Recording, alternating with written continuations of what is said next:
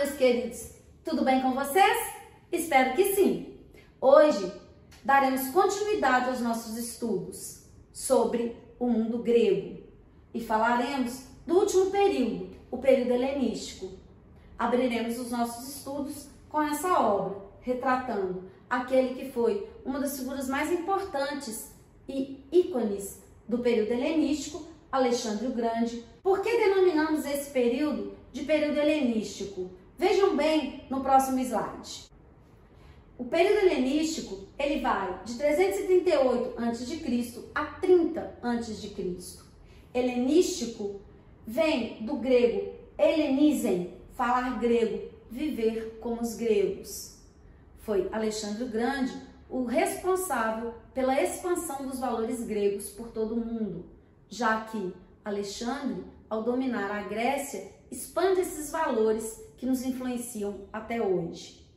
Relembrando um pouco o que vimos na aula passada, com a destruição e o enfraquecimento das cidades gregas após a Guerra do Peloponeso, e se aproveitando dessa situação, Felipe, rei da Macedônia, ele vai dominar a Grécia. Observando as rivalidades entre as cidades-estados, Felipe ficava de longe e torcendo para que essas cidades elas se destruíssem para que ele pudesse dominá-las. E foi justamente o que ele fez. Felipe é o pai de ninguém menos que Alexandre o Grande.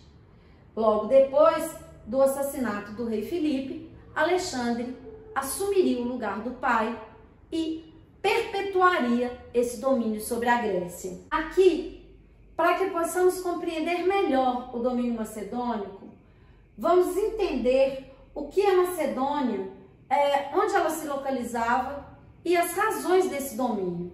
A Macedônia era um reino que se localizava no norte da Grécia. O que temos na Macedônia?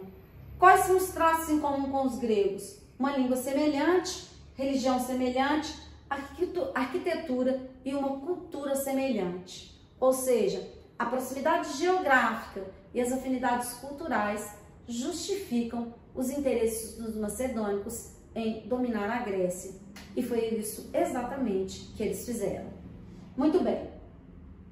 Aqui temos a imagem de Alexandre o Grande, o filho de Filipe, que foi o iniciador do domínio sobre a Grécia. Alexandre foi um dos nomes mais importantes do mundo antigo, para não dizer que foi o general mais importante de toda a história ocidental. Há discordâncias, podemos falar aí em outros grandes generais, como Gengis Khan, ou como Napoleão, ou outros grandes generais, mas, na verdade, em minha opinião, nenhum se comparou à grandiosidade de Alexandre o Grande. Embora tenha tido uma vida curta ou relativamente curta, viveu só 33 anos, os feitos de Alexandre são um legado para a civilização ocidental até hoje. Então falaremos agora de Alexandre o Grande, especificamente de como ele assume esse domínio da Macedônia. No filme Alexandre o Grande, vocês com certeza já ouviram falar desse filme, se não assistiram, ele provocou algumas polêmicas a respeito da homossexualidade de Alexandre retratada no filme. Devemos observar que essa questão da homossexualidade não é uma questão discutível nesse período histórico. Todos os homens se relacionavam sexualmente com homens e mulheres indistintamente. Então, não cabe aqui uma discussão que permeia o mundo atual e não o mundo antigo. Alexandre, com a morte então de Filipe, seu pai, como vimos, ele assume a coroa da Macedônia. Durante seu reinado, ele conduz tropas gregas e macedônicas em direção ao Oriente. Isso já depois do domínio grego, obviamente. Entre 334 e 327, o jovem rei conquistou o Império Persa, o Egito, chegando até a Índia. Ou seja, a extensão territorial desse domínio foi absolutamente fantástica, como essa que vemos retratada no mapa.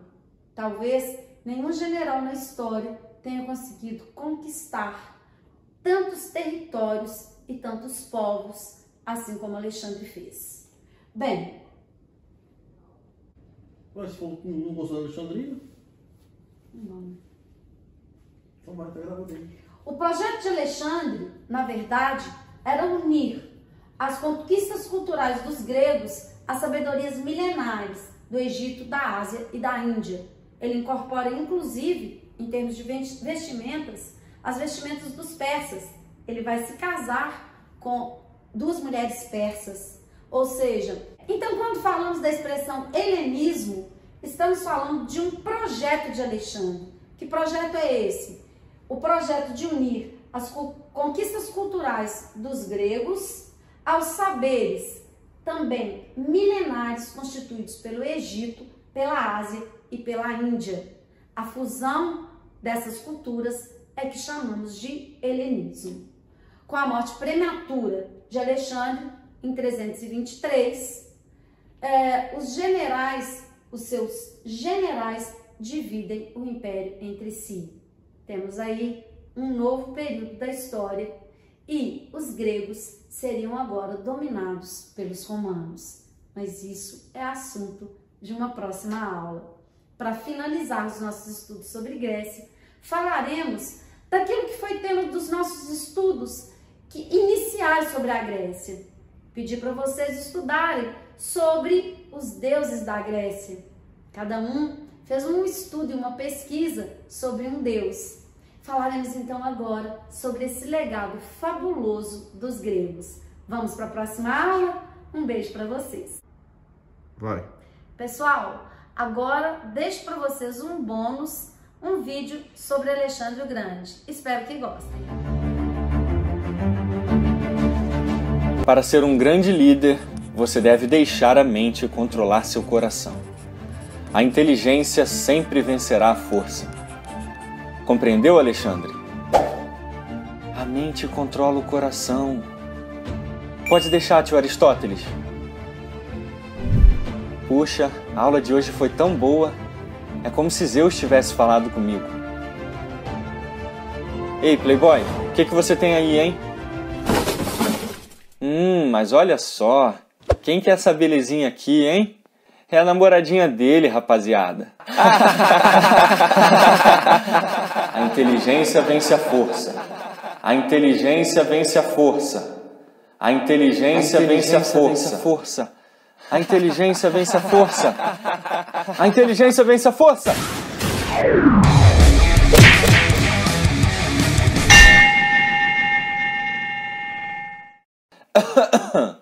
Parabéns, Alexandre. Uma semana sem videogame.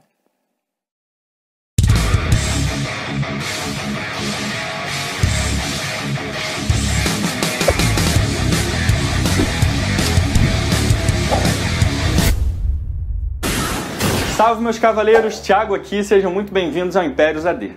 Você concorda comigo que já teve muita gente grande na história, né? Napoleão, Vasco da Gama, Churchill, Júlio César, Colombo, Gengis Khan, mas o grande só teve um. Alexandre.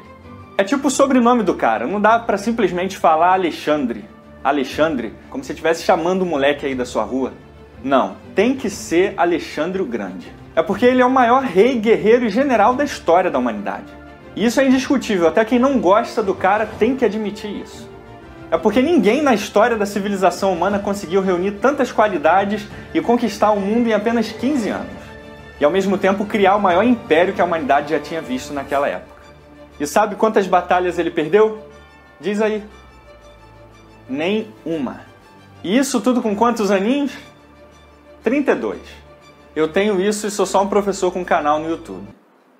Não que eu me sinta inferior a ele, imagina. Mas com uma determinação de aço e um gênio militar único na história, ele criou o primeiro império ocidental e tornou a nossa cultura conhecida no mundo todo.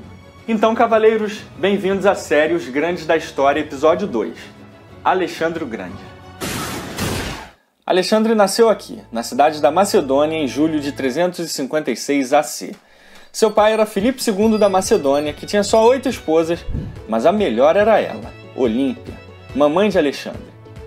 Mas se você pensa que Alexandre nasceu de um simples e carnal amor de um homem e uma mulher, que nem eu e você não sabe de nada. Diz a lenda que na noite que o casal ia namorar, Zeus atingiu Olímpia por um raio no útero, e assim ela ficou grávida de Alexandre. Você acha que ela ficou grávida como, hein? Métodos de reprodução humana à parte, a verdade é que Alexandre cresceu e se tornou um jovem bonito, forte e muito inteligente, e teve como tutor ninguém menos que ele, o mestre ancião, o druida de Hellas, o sensei grego, Aristóteles. Com seu mestre ele aprendeu medicina, filosofia, moral, religião, lógica e arte. E nas horas vagas ele curtia Homero e levava a Ilíada para tudo que era lado. E a Grécia continuava lotada de cidades e estados para todo lado. E como sempre, elas continuavam fazendo o que elas mais gostavam. A Grécia estava destruída por dentro. Mas isso ia acabar, porque Filipe II tem um plano revolucionário que mudaria o mundo. Irmãos, até quando isso vai continuar? Precisamos nos unir e nos tornar uma só nação. E ficar em paz. Apesar de tudo, somos todos irmãos. Senhor, encontramos esses atenienses se rebelando. O que devemos fazer? Nesse espírito pacificador e diplomático, Filipe II derrota Atenas e Tebas na épica Batalha da Queroneia e cria a Liga de Corinto, unindo toda a Grécia. Com a Grécia unida, Filipe tinha apenas um objetivo: Pérsia. E Alexandre observava e aprendia tudo com muito orgulho de seu papai. Puxa, como meu pai é poderoso! Quando eu crescer eu quero ser igual a ele. Ele é tão forte e inteligente. Acho que ele deve ser um deus imortal. Filipe é assassinado por um guarda-costas e aos 20 anos Alexandre assume o trono, determinado a terminar o que seu pai começou: a destruição total da Pérsia e a criação de um império que chocaria o mundo. Sua campanha de conquista começa em 334 AC e tirem as crianças da sala, cavaleiros, porque o negócio vai ficar feio aqui. Alexandre cruza o Helesponto e começa a libertar os povos gregos do domínio persa que tinham sido entregues por Esparta à Pérsia em troca da ajuda deles na Guerra do Peloponeso contra Atenas. Então, na decisiva batalha de Grânico, Alexandre coloca o rei Dario III para correr e daqui para frente a Pérsia só conheceria uma palavra: derrota. Alexandre avança pela Ásia Menor e inicia uma das batalhas mais épicas da história da Grécia, a Batalha de Isso, em 333. Depois de perder cerca de 20 mil homens, Dario toma uma decisão desesperada. Vamos ficar calmos, apesar de tudo nós somos uma família e famílias sempre devem ficar juntas. Eu vou proteger vocês até o fim, não importa o que aconteça. Cadê Dario? Papai? Ele fica com tanto medo que foge e deixa todo mundo para trás. Mas Alexandre consegue capturá-lo e os dois resolvem sentar para resolver as diferenças. Poxa, eu sei que a gente teve os nossos momentos, mas a gente estava quieto aqui, mano. Vocês vieram atacar a gente do nada? Ei, vocês que atacaram a gente primeiro? Tá, a culpa é minha mesmo. Por livre e espontânea vontade, Dario resolve reconhecer a culpa e aceitar ser vassalo de Alexandre, que agora era o senhor de toda a Ásia Menor. Mas se a situação da Pérsia já tá ruim, não tema. Ela vai ficar muito pior. O rolo compressor grego estava fora de controle. O Egito cai, a Síria cai, Babilônia, e Alexandre finalmente chega no coração do Império Persa, Persépolis. Dario III entra em desespero e resolve rejeitar a proposta de paz de Alexandre e parte para o ataque final e decisivo. Mas era exatamente isso que o Grande queria. Num dos confrontos mais importantes da história, a Batalha de Gaugamela foi o choque máximo do poder do Oriente contra o Ocidente.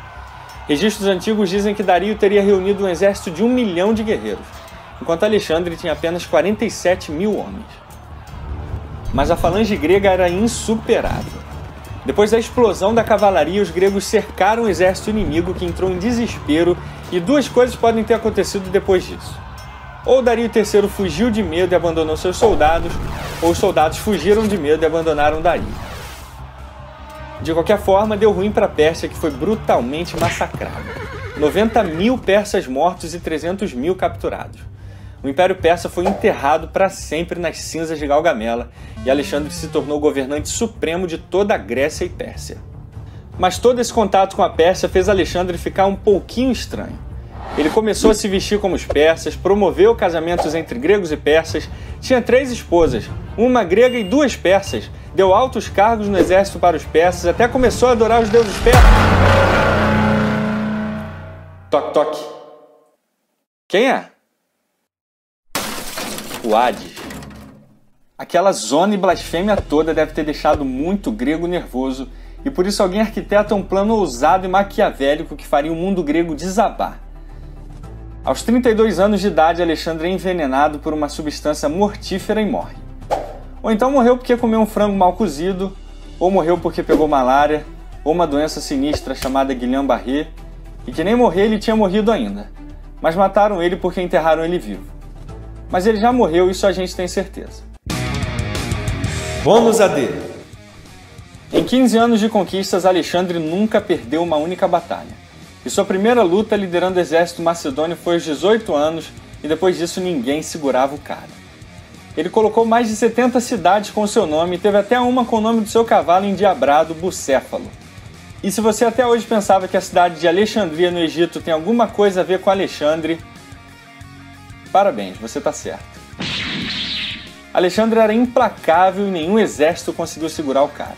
Mas se ele visse um gato na frente, ele se mijava todo de medo.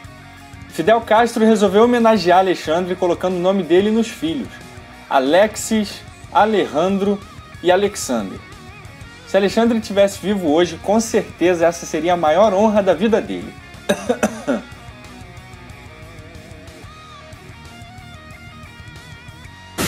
Pela primeira vez na história, o Ocidente tinha mostrado sua força e Alexandre o Grande seria o guardião eterno do nosso legado.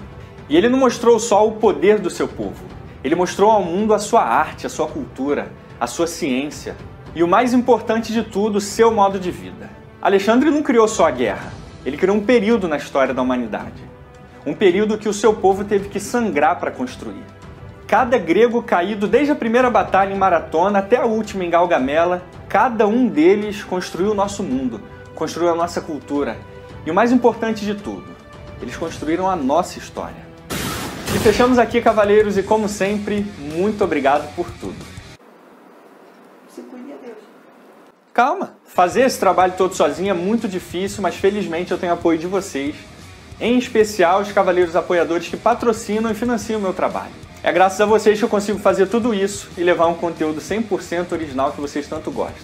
Então, de novo, muito obrigado por tudo, um grande abraço, se cuida e adeus!